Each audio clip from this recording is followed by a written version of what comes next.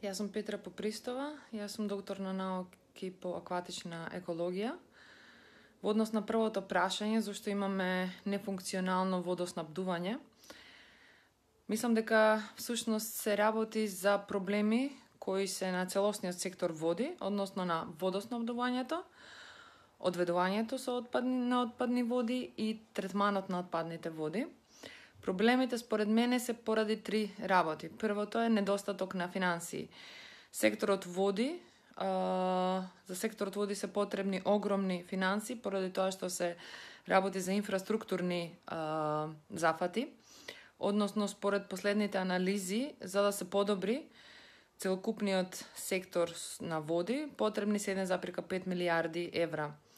Овие пари, верувам дека се малтене недостачни за нашата држава, поради тоа е потребна помош од странски инвестиции.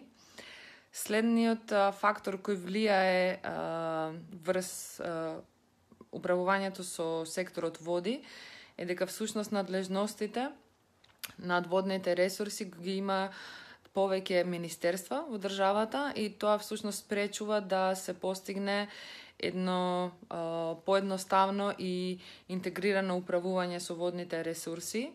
И последниот фактор што влијае исто така негативно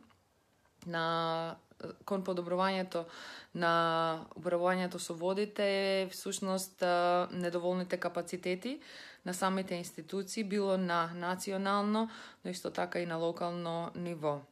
Доколку се преземат активности за решавање на овие три работи, односно три фактори што ги наброја, верувам дека значително може да се подобри секторот води, односно од моментална покриеност од 78% со водоводна мрежа на популацијата во Македонија да се постигне едно задоволително ниво од 90 и нешто проценти.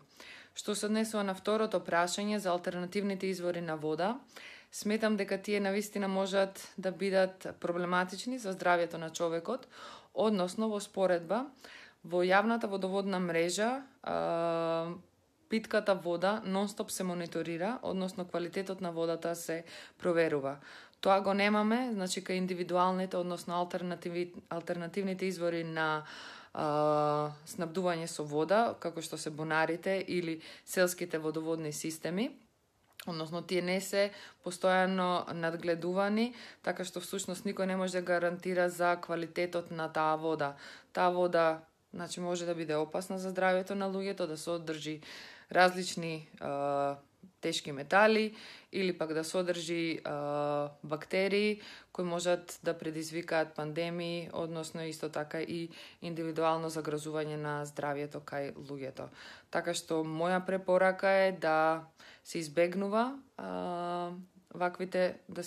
ваквите алтернативни извори и да се стреми државата да всушност го приклучи целото население кон јавната водоводна мрежа.